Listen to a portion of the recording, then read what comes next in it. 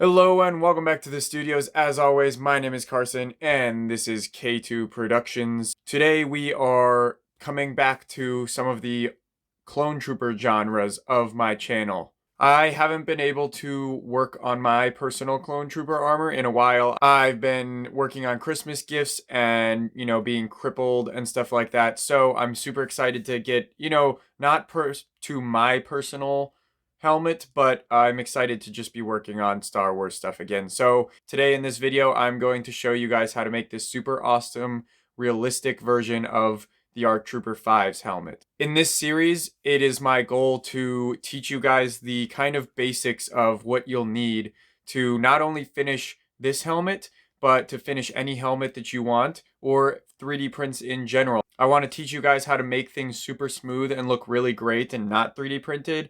I also want to teach you guys how to make complicated patterns for painting and taping it all off. So because I'm going to try and go into such depth on everything, these videos are going to be a little bit lengthy, but trust me, just stick through it. I'm going to teach you everything that you'll possibly need to know so that you can make this incredible Fives helmet.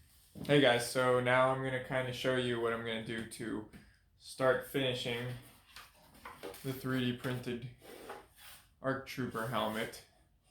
So you can see we got a lot of lines right here because it's a pretty low poly model that my brother just made so that we could turn this helmet that I already had printed into an ARC Trooper helmet. So you can see, we're gonna have to fill in all that and these lines, and then the lines where we glued all the pieces together.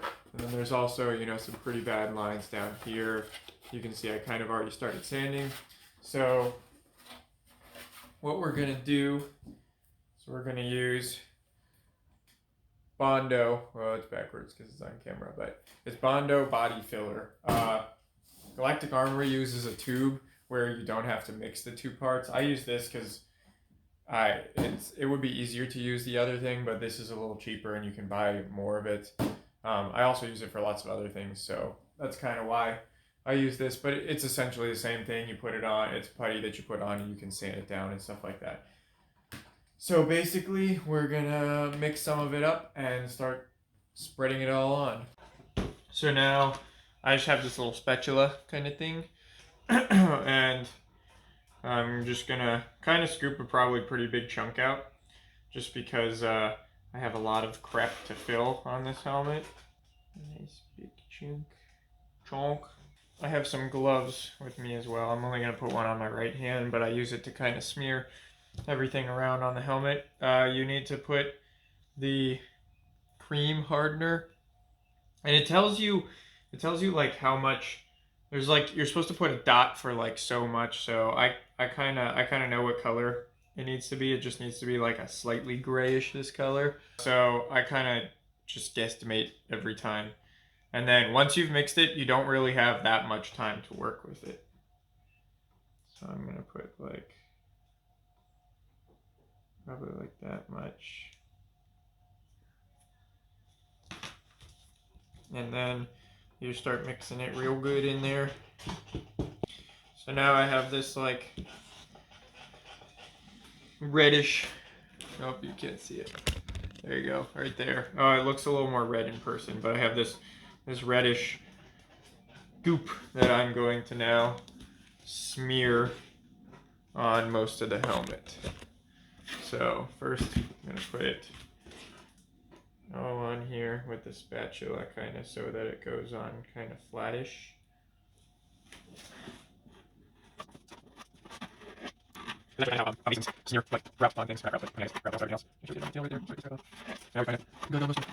Try and get rid of the excess as much as you can, because it just the less amount of sanding you have to do.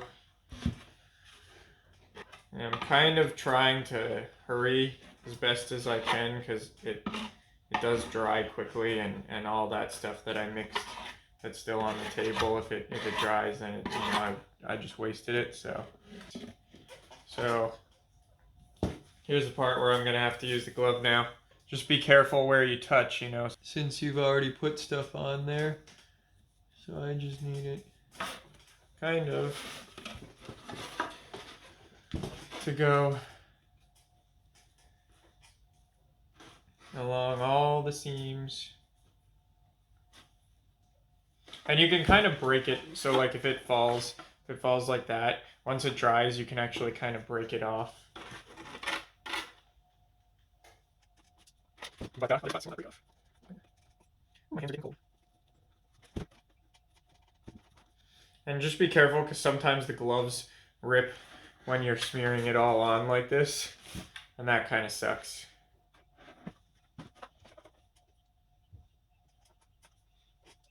And just remember, you know, if you get it somewhere else, you can always sand it off. Just try and avoid small detail areas because it's really hard to get it out of there. It's just hard in general to, you know, sand in small detail areas, so. And I'm just gonna kind of get the whole underside of this lip because it when it printed, you know, it's an overhang and I didn't put support there, so it kind of looks a little bit wonky. So I'm just gonna put bondo on the whole thing so that it looks nice. I'll try and get down the side. And I can feel it's not quite hardening. It's not quite starting to harden yet, but I can feel that it's coming. So, put here. Just try and smear it as best as you can. You know, don't leave like huge chunks on detailed areas. That's not good. And make sure to cover the whole line and kind of the area around it, because when you sand it down, there you need something to, you know, like match the rest of the helmet with. So if you have a, you know, kind of some of the stuff around the area as well, that kind of helps.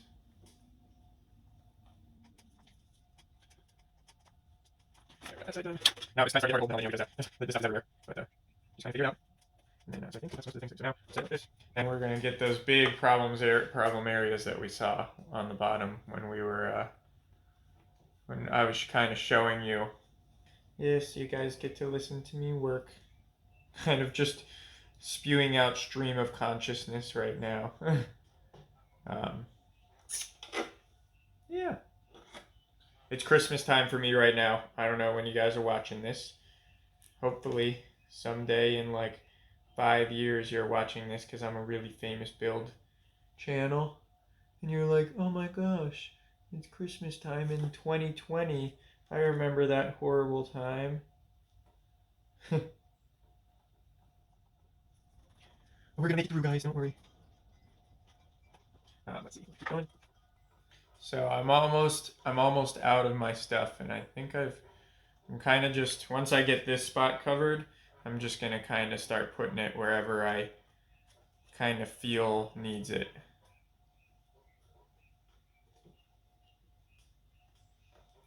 And I kind of cover these areas a little heavy because they are freaking really like the layer lines are just like horrendous right there.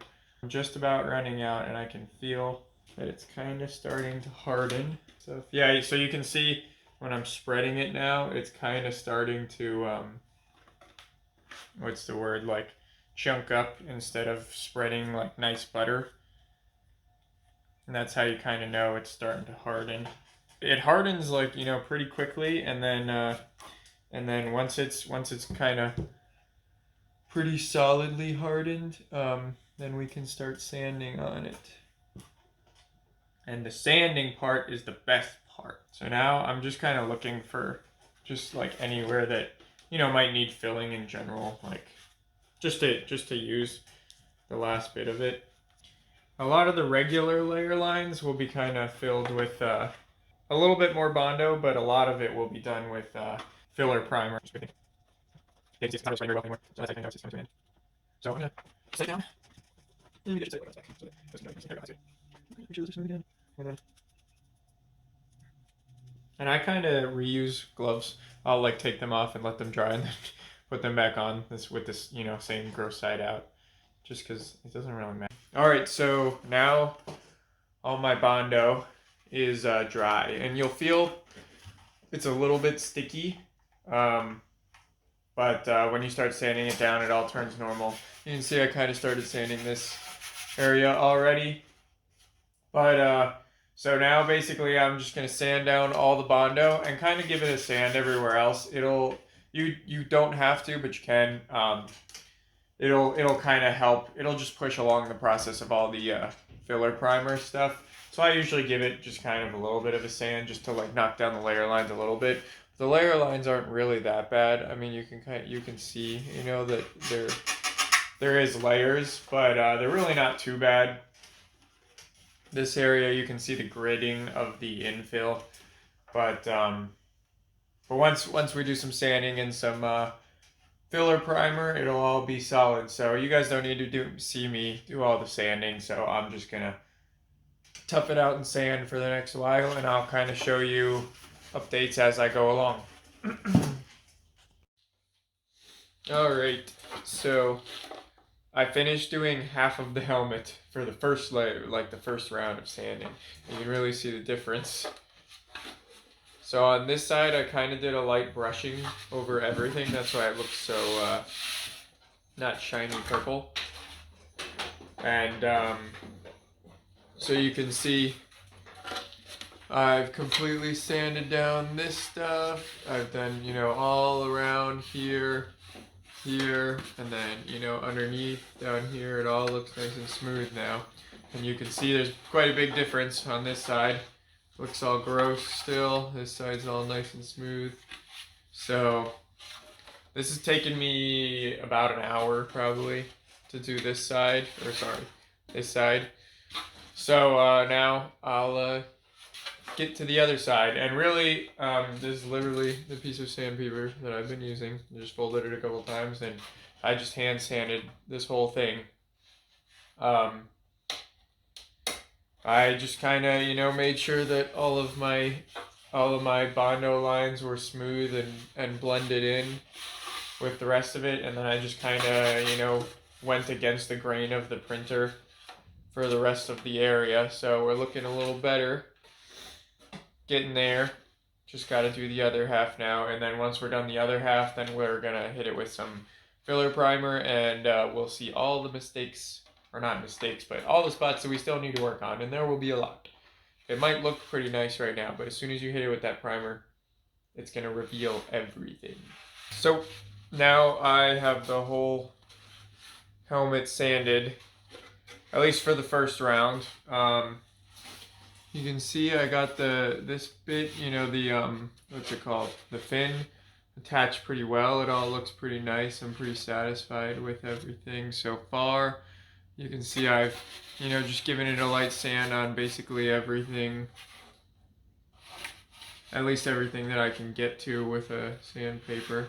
I didn't sand these because they're going to be covered up with a little thing, although you should probably just go over them a little bit because the thing is only a little rectangle thing. So I got the bottoms pretty decently taken care of. So now we're going to paint it with some filler primer. So just kind of blow it, all your dust off. Make sure that it's, you know, not too dusty. It'll be fine if the filler primer gets put on with some dust. It'll be all right. So now we're gonna put the filler primer on it. I have this stuff. It's backwards, but that's what it looks like. It says filler primer, Rust-Oleum. It's, you know, it's all like a flat gray.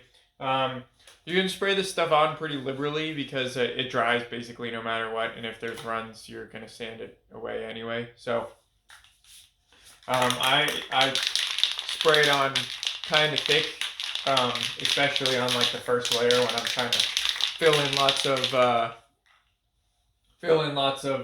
you know, lines and stuff like that. So I got this little paint booth set up.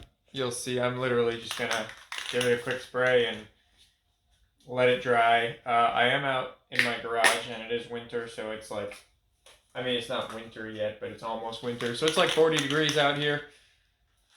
But, so I might bring it inside to let it dry, but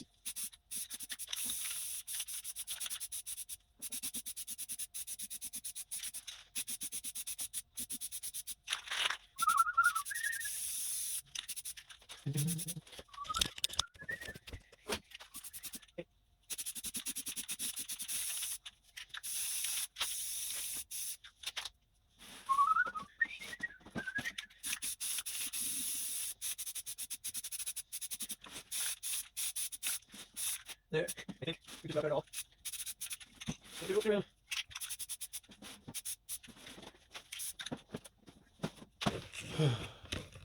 There we are. So we'll let that dry, and we'll come back, and we'll probably, I mean, I know. Oops.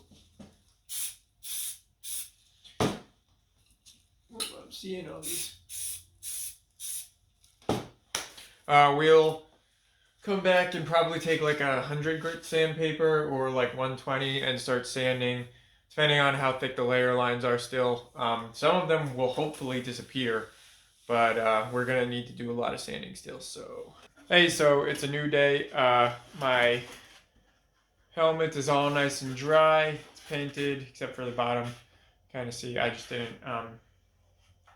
I could only sit it like this, so I just sprayed it down real good and then kind of got it done. So today we're going to continue sanding, and from here it looks really nice. Like, you know, you'd think it's all done, but I'll give you guys a closer look. You can see just when I move it even a little bit closer, you can see all the lines right there, all the, you know, bondo up here. There's little bumps in here. You can see, you know, layer lines there. I couldn't really, you know, spray that too much, so those don't look any different. But yeah, there's a lot of lines, so we're gonna take like 100 grit sandpaper and just start sanding it down. So again, there's, you know, you guys don't really need to watch this, so I'm gonna turn off the camera and spend a lot of therapeutic time listening to Christmas music and sanding the heck out of this thing. So I'll kind of show you what's going on in a little bit. I'll check in with you guys later.